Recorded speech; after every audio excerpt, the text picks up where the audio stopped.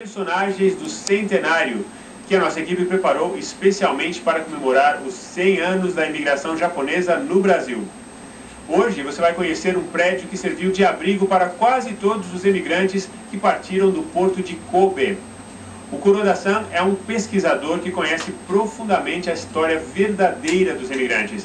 E ele contou pra gente, numa entrevista exclusiva para o Planeta Brasil, como era o dia a dia desses imigrantes naquele prédio. Um relato emocionante. Confira.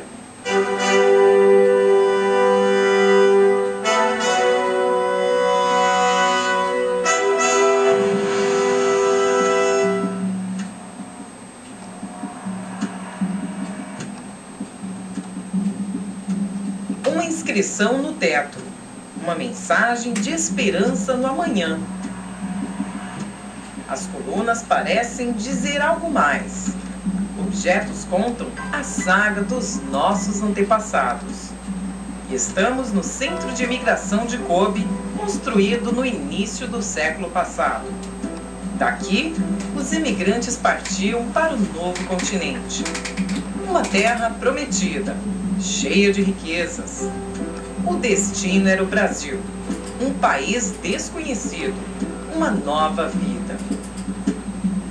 A história da imigração começou aqui, neste prédio. Resistiu à guerra e ao grande terremoto de Kobe. E hoje é patrimônio da história da imigração, a nossa história. Nosso guia é o jornalista e profundo conhecedor da imigração Japão-Brasil, o japonês Kimio Kuroda. Ele começa o passeio mostrando o jardim, um pedaço do Brasil.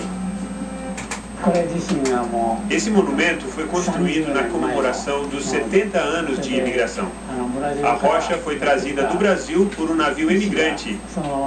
Na viagem de volta ao Japão, os navios geralmente traziam objetos e a correspondência dos imigrantes para os familiares no Japão.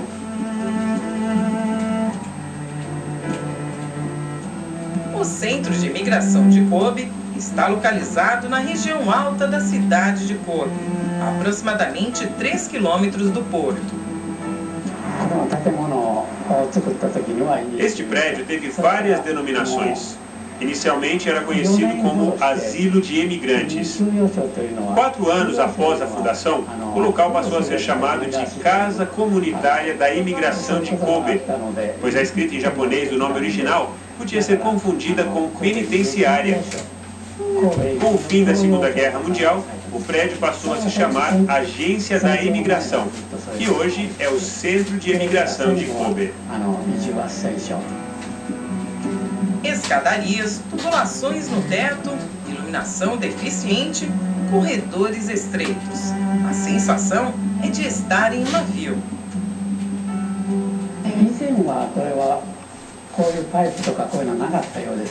Após o término da Segunda Guerra Mundial, foram instaladas as tubulações do teto, junto com o acabamento das escadarias. O prédio foi reformado para simular o interior de um navio. A intenção foi boa. Fizeram a obra para que os imigrantes pudessem se acostumar com o ambiente interno de um navio, antes da longa viagem.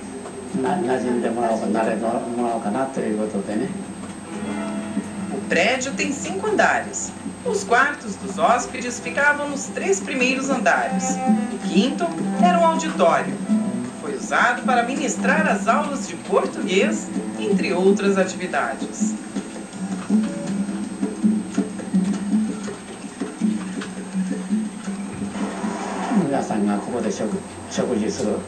Aqui, os imigrantes se reuniam para fazer as refeições, café da manhã, almoço e jantar. Neste espaço existia o escritório com recepção na entrada. Neste outro espaço havia uma parede com vários cômodos, onde funcionavam os lavatórios, banheiros e a lavanderia.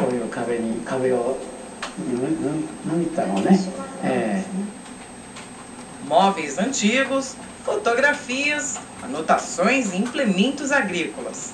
Os objetos expostos no primeiro andar contam a história da imigração. Este é um jogo de cartas japonês feito pelos imigrantes no Brasil.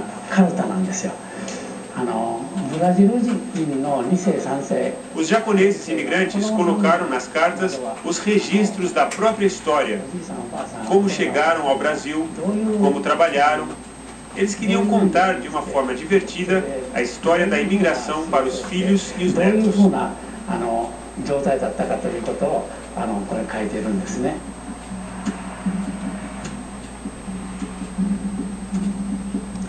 Modelos de navios imigrantes em escala reduzida estão expostos no andar térreo do centro. O modelo do Santos Maru é especial. Foi utilizado nas gravações da novela Haru Tonatsu, da TV NHK. O Santos Maru foi construído antes da guerra, em 1925. Podia transportar 1.000 pessoas e tinha mais de 300 metros de comprimento. Quase todos os navios emigrantes dessa época acabaram sendo usados para fins militares e bombardeados durante a guerra. Mas os antigos nomes foram mantidos em novos navios. Um novo cargueiro que traz minério de ferro do Brasil foi batizado de Buradiru Maru.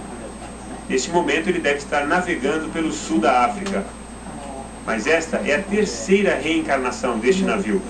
O primeiro, Buradiru Maru, transportou imigrantes no início do século passado e foi bombardeado durante a guerra. Dizem que os navios emigrantes viajaram ao Brasil cerca de 640 vezes desde 1908. O centro dispõe de vídeos relacionados ao tema da imigração, livros e lembranças do Brasil, por exemplo, borboletas e peixes nativos.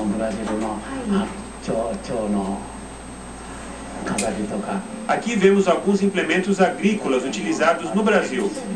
Antigamente existia uma loja vizinha a este prédio especializada em equipamentos de agricultura. Muitos imigrantes compravam os implementos aqui, porque não sabiam se o Brasil fabricava tais equipamentos. O último navio imigrante que partiu de Kobe foi o Buradiru Maru em 1971. Muitos objetos daqui datam dessa época.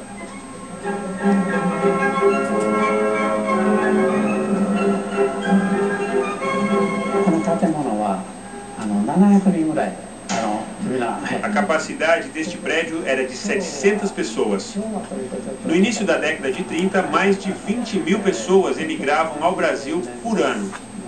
Por esse motivo, foi construído um prédio anexo nos fundos, que sofreu abalos estruturais no terremoto de Kobe e hoje está interditado sob o risco de desabamento.